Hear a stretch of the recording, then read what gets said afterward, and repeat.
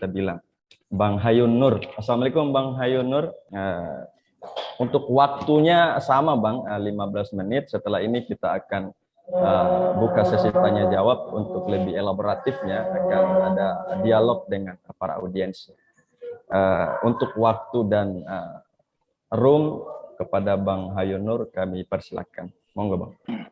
Baik, terima kasih moderator. Assalamualaikum warahmatullahi wabarakatuh.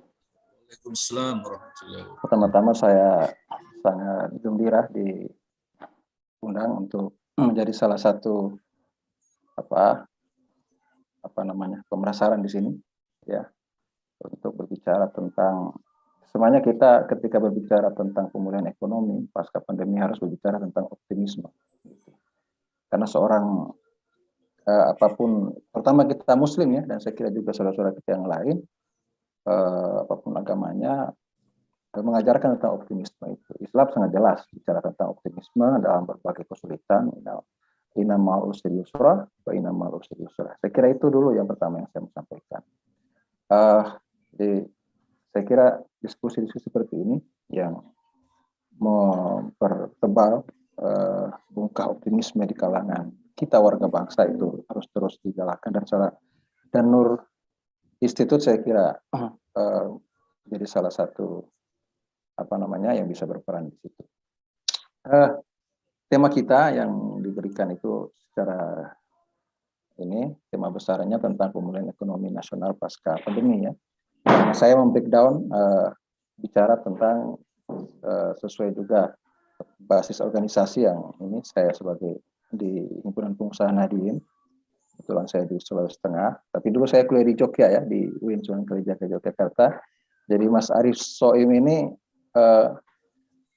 seorganisasi kalau nggak salah ya, ada di grup angkringan juga sama-sama. Jadi saya breakdown, saya bicara fokus kepada soal apa peran ekonomi Islam gitu ya, ekonomi Islam. Nanti kalau ekonomi yang dalam makronya nanti mungkin kita plus mikro dari dari sumber yang lain. Nah, saya lebih spesifik kepada bagaimana menawarkan satu solusi atau memaksimalkan potensi ekonomi Islam sebagai agama yang sebenarnya filantropik, gitu, agama yang menampilkan wajah yang filantropik dengan konsep ekonomi alternatif. Di dunia ini kan ada 3 sistem ekonomi. Yang pertama, yang saling antara kapitalisme, komunisme, ya, dan ekonomi Islam. Kapitalis dan komunis atau Marxisme itu kan saling menegasikan bahwa nanti akan kita lihat bagaimana sedikit pertentangan. Ini kan berkaitan dengan distribusi kekayaan, gitu, distribusi sumber daya alam, distribusi sumber daya ekonomi di antara warga bangsa dan antara warga dunia. Kapitalisme dan lahirlah komunisme atau yang berbasis pada Marxisme sebagai antitesisnya. Nah, Islam sebenarnya berada di tengah-tengah itu, sangat tepat, makanya Islam adalah wasatan ya, yang moderasi di antara keduanya. Sekarang Kementerian Agama itu pemerintah sedang galak-galaknya mengusung wacana moderasi beragama ini kan, dan moderasi itu pun juga sebenarnya ada di dalam ekonomi, yaitu antara kutub ekstrem kapitalisme yang dinegasikan oleh Marxisme, di situ ada Islam di tengah-tengah. Yang kalau kata Cak Nurgan, Islam itu adalah komunisme plus atau bolshevisme plus God gitu ya. Cara Islam melihat kenyataan itu sama dengan cara kaum komunis melihat kenyataan secara apa adanya, secara realitas gitu, ya, sesuai faktanya gitu kan, secara ilmiah, secara rasional, tetapi dengan menambahkan unsur spiritual, itu Tuhan di dalam. Sehingga saya mengambil judul memaksimalkan praksis filantropi Islam sebagai solusi alternatif bagi pemulihan ekonomi nasional. Ada kurang lebih 10 slide saja, saya akan perpendek gitu ya, penyampaian dengan waktu yang terbatas ini. Yang pertama, kita lihat dulu latar belakangnya, bagaimana pandemi sejak akhir 2019 itu memiliki dampak yang sangat menyeluruh di semua aspek kehidupan umat manusia di seluruh dunia gitu kan, sampai saat ini. di hampir seluruh negara, kurang lebih 180-an negara terdampak, ya, negara dan wilayah terdampak oleh pandemi. Tidak yang tidak kita sangka-sangka sebegini masifnya ya dampaknya. Dengan kasus hampir 300 juta lebih yang terdampak ya, yang terpapar, dan sampai saat ini menurut data dari Award Indata itu sudah hampir 5 jutaan yang menjadi korban meninggal. Dan itu otomatis secara ini implikasinya tentu kepada yang paling terdampak adalah kegiatan ekonomi. Hampir saja ekonomi dunia terhenti, hampir-hampir gitu ya, terhenti secara masif, berdampak luas ya. Dunia bisnis sempat mengalami stagnasi, bahkan banyak yang merugi dan bangkrut malah ya. Pengangguran otomatis mengalami peningkatan yang sangat besar. Terjadi bahkan di perusahaan-perusahaan besar yang bonafit yang kita tidak sangka-sangka, mereka terpaksa merumahkan begitu banyak, ribuan, ratusan, bahkan ribuan karyawannya ya gitu. Perusahaan besar yang kita tidak sangka-sangka, yang waralaba, yang sangat terkenal, ada yang sampai tutup. Lebih-lebih industri jasa, ya pariwisata. Konon teman saya baru saja kemarin ke Bali itu, kata hampir-hampir di Bali itu sangat minim bulenya kan, pariwisata betul-betul mati. Dan itu di dunia industri jasa benar-benar terpuruk akibat pandemi ini. Ya, juga di dunia manufaktur kan, tentu sangat luas. Terlebih ketika di awal pandemi itu ada kebijakan social distancing, kemudian ada juga istilah, entah apapun istilahnya ya, penting ada jaga jarak ya, karena untuk meminimalisir berkembangnya virus ini kan, yang berkembang dia secara eksponensial. Nah, kebijakan misalnya di sini dalam catatan saya, kebijakan social distancing ataupun physical distancing ini punya dampak ekonomi, mau tidak mau, karena itu akan mengakibatkan dalam istilah ekonomi agregat supply. Kalau sudah terjadi agregat supply, maka akan terjadi pada gilirannya akan terjadi dampak penurunan produksi. Kalau penurunan produksi terjadi, maka supply and demand akan timpang. Kalau kita gunakan istilah ekonomi agak teoritis ya, ketika produksi berkurang, maka kebutuhan permintaan meningkat, tentu harga-harga barang akan menaik tinggi, melambung tinggi, tapi di satu sisi daya beli masyarakat akan berkurang. Sudah masyarakat kehilangan pekerjaan, ya, daya produksi masyarakat berkurang, harga barang naik, tentu saja itu akan menambah jumlah kemiskinan di tengah-tengah masyarakat, dan itu faktanya ya. Nah dari dampak pandemi seperti ini, apa yang harus kita lakukan? Negara tentu sudah meluncurkan berbagai paket ekonomi, dan alhamdulillah itu bagian dari kenapa kita harus optimis, karena data terakhir menunjukkan, nanti kita akan lihat dalam data yang saya akan sajikan, dalam kuartal 3 tahun 2021 itu ekonomi kita mengalami kenaikan, walaupun jauh dari target awal pemerintah Jokowi sebelum pandemi yang 7% itu ya, 5 atau 7%, ya. Tetap ada pertumbuhan yang awalnya bahkan Sri Mulyani itu awal pandemi itu mengevaluasi proyeksi pertumbuhan kita minus 0, sekian gitu ya. Tapi pada kuartal ketiga triwulan tahun 2021, kalau kita menggunakan pola YOY gitu ya, years over years, itu mengalami pertumbuhan cukup signifikan, walaupun jauh dari target proyeksi oleh pemerintah, yaitu 3,5 sekian pertumbuhan ekonomi kita. Apapun itu tumbuh gitu ya, apapun itu tumbuh. Artinya ada menunjukkan perkembangan positif.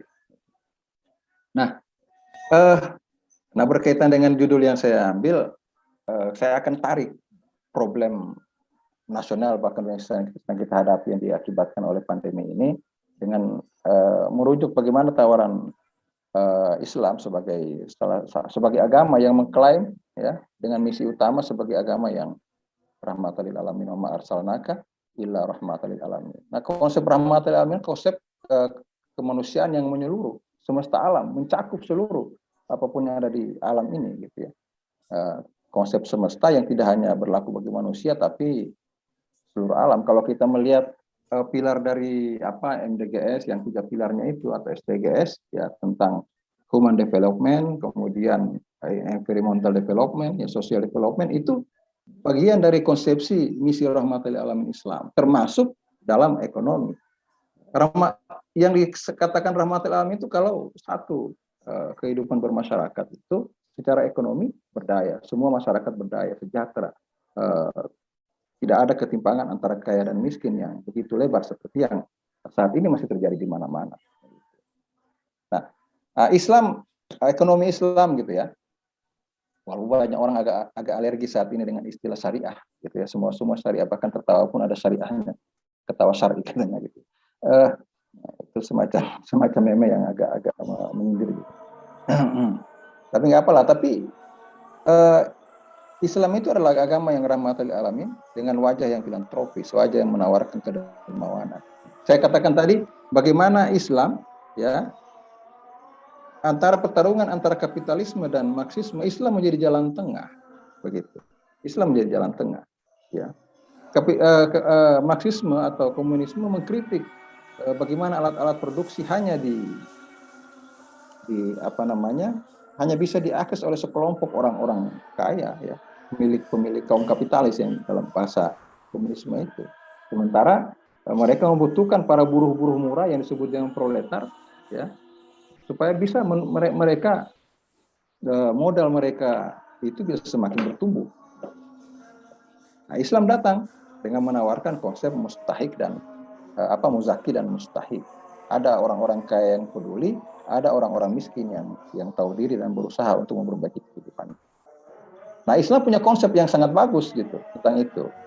Saya nggak perlu menyebut satu persatu ayatnya ya, saya hanya mau ini bahwa yang pertama bahwa Islam punya solusi sebenarnya untuk itu. Dan negara kita Indonesia melalui lembaga ekonomi yang sengaja dibentuk oleh negara, misalnya ekonomi Islam, lembaga BAZIS, atau sekarang ada BWI yang sudah cukup lama, itu mulai secara bertahap menerapkan konsep filantropi praktis Islam ini, yang terutama dalam konsep ZIS dan wakaf, zakat, infak, sedekah dan wakaf. Untuk ZIS dikelola oleh BAZIS, Basnas gitu. Kemudian untuk wakaf dikelola oleh Badan Wakaf Indonesia yang memiliki perwakilan di seluruh Indonesia. Jadi saya nggak perlu bacakan ayatnya, akan memakan waktu. Nah, yang hanya sedikit perlu kita berikan highlight atau penekanan bahwa keunggulan yang sistem ekonomi ditawarkan Islam itu yang pertama penghapusan bunga. Tentu ini masih sampai saat ini ya masih debatable. Apa yang dimasukkan bunga itu? Apakah bunga bank termasuk bunga? Maksudnya riba ya?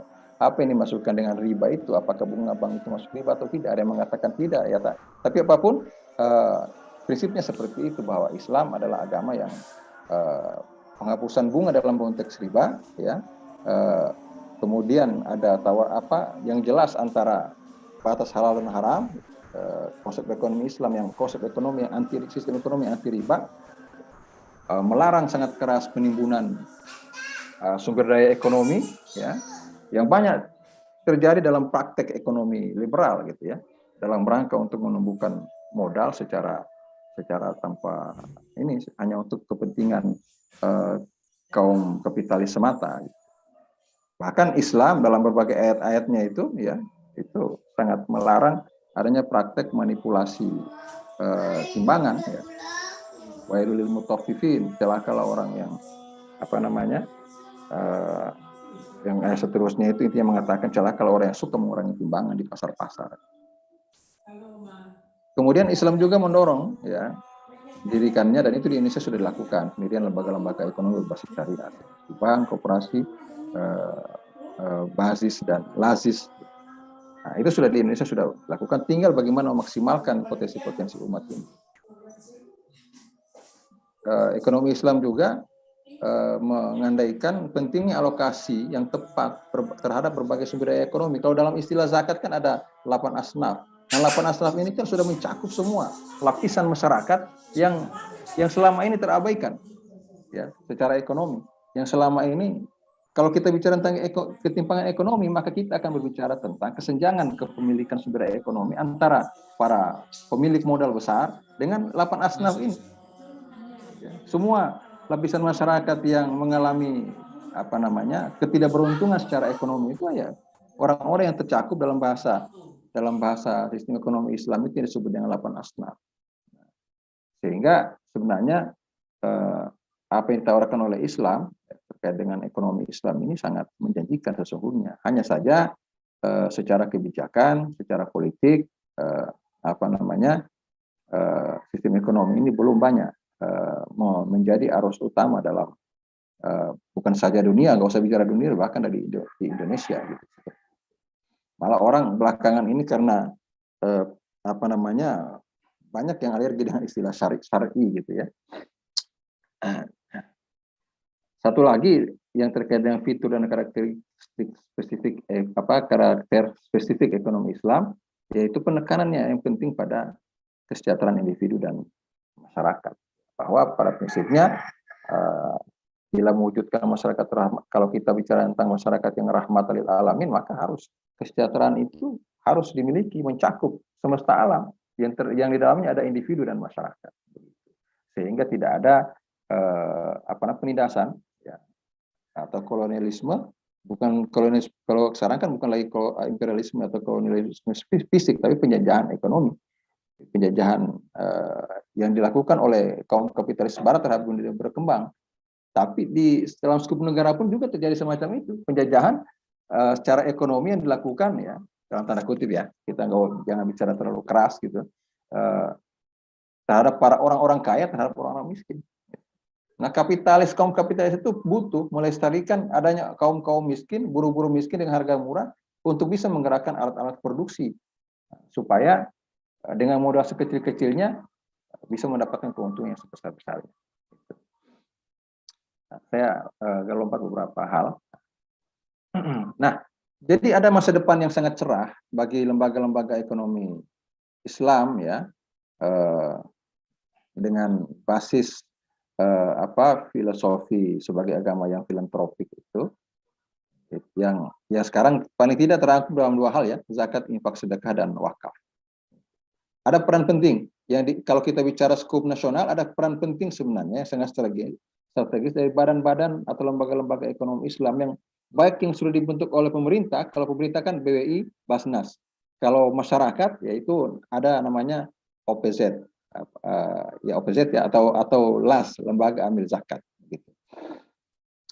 Nah, tapi kenapa saya katakan punya masa depan yang cerah, bahkan PBB pun sudah mengapresiasi betapa program-program yang dikembangkan oleh lembaga-lembaga ekonomi Islam itu sangat membantu mendukung program-program yang dicanangkan melalui MDG ya, Millennium Development Goals, MDGs yang dicanangkan oleh PBB untuk seluruh dunia.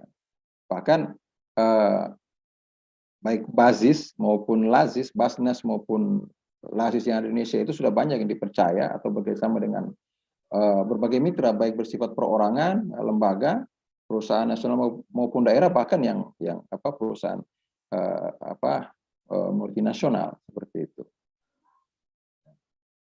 Nah, pasca MDGs kan namanya SDGs ya, itu Sustainable Development Goals. Ada 3 pilarnya, yaitu Human Development, saya katakan tadi, Social Economic Development, dan Environmental Development. Nah, Lazis, Basnas atau BWI itu sangat strategis posisinya untuk bisa turut mensukseskan 3 pilar ini. Karena kalau bicara ekonomi, kita bukan hanya bicara ekonomi umat, tapi ekonomi seluruh umat manusia, gitu. Karena dunia saat ini kan sudah saling terkait.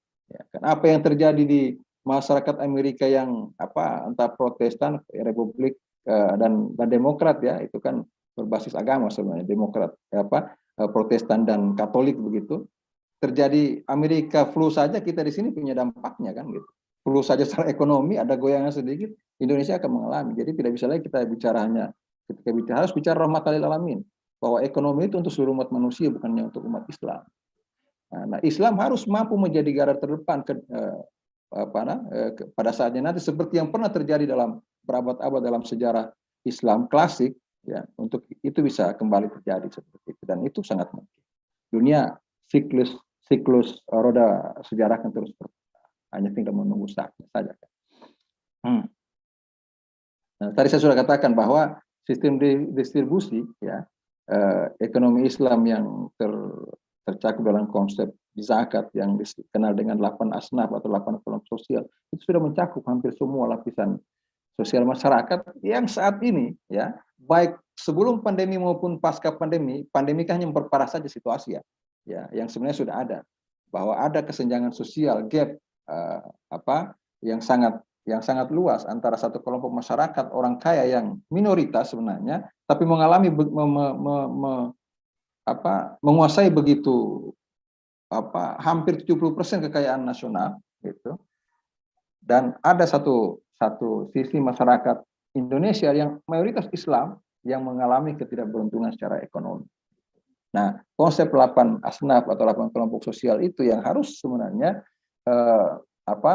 mendapatkan distribusi yang adil, yang merata terhadap kekayaan nasional ini, ya, itu sudah sangat mencakup dari, termasuk yang kalau kita bicara tentang MDGs maupun SDGs yang menjadi program PBB, ya, secara global itu mencakup. Jadi sebenarnya ada titik temu antara konsep ekonomi konsep mewujudkan kesejahteraan dunia yang dikembangkan oleh PBB melalui 2 program tadi dengan apa yang sebenarnya dicita-citakan oleh Islam. 2 slide lagi, mungkin sudah lewat waktunya, ya.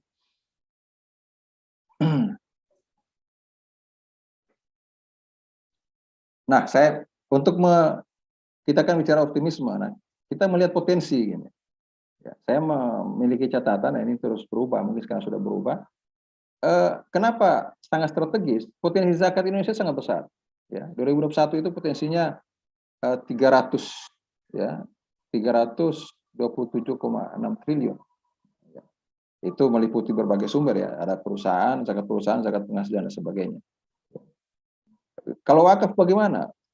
Menurut data SIWAK, ya, sistem informasi wakaf yang ada di Kementerian Agama, ya, di tahun 2001 itu ada tercatat 414.000. Ini yang tercatat. Artinya ada yang belum tercatat. Ada 414.829 lokasi wakaf yang sebagian besarnya belum dikembangkan secara maksimal untuk pengembangan sumber daya ekonomi. Itu wakaf tanah dalam bentuk, ada namanya wakaf tunai, ya, dalam bentuk uang itu 180 triliun per tahun potensinya yang belum dikelola dengan maksimal. Belum lagi kalau kita bicara tentang pemerataan distribusi tanah yang sekarang menjadi salah satu problem nasional. Betapa tanah itu dimiliki hanya oleh sebagian kelompok kaya, ya, sementara masyarakat miskin yang dulunya sebenarnya tuan tanah memiliki tanah, mereka hanya bernasib seperti Marahayan, seorang petani yang hanya mengerjakan tanah orang lain untuk sekedar penyambung hidup, yang kemudian diformulakan oleh Soekarno dalam ajaran yang disebut dengan Marhayanisme. Nah, sekarang gejala orang-orang Marhayan ini mayoritas di Indonesia. Nah, kenapa? Karena distribusi kepemilikan tanah sangat timpang.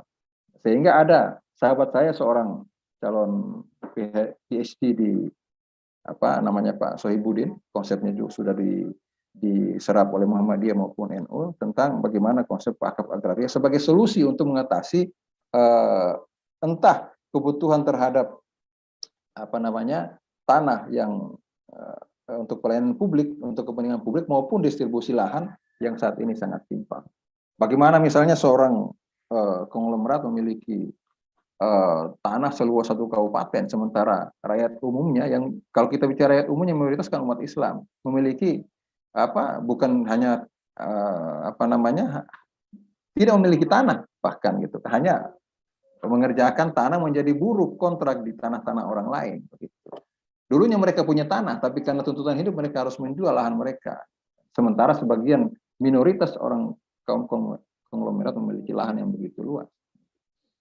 Nah, terakhir saya ingin mengatakan bahwa baik ZIS, zakat, infak, sedekah, ya, dan wakaf merupakan 3 alat sosial keuangan Islam yang dapat menjadi alternatif solusi filantropik, ya, untuk menutupi rata-rata kesenjangan investasi global tahunan yang terrangkum dalam program SDGs PBB itu, yang rata atas sekitar 2,5 triliun.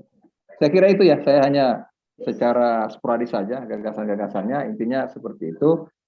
Tentu bukan satu-satunya alternatif yang saya sampaikan ini, ya secara ekonomi makro tentu ada abang kita dari anggota DPR yang bisa berbagi pengetahuan. Terima kasih. Assalamualaikum warahmatullahi wabarakatuh. Waalaikumsalam warahmatullahi wabarakatuh. Terima kasih Bang Hayun Nur atas pemaparan materinya.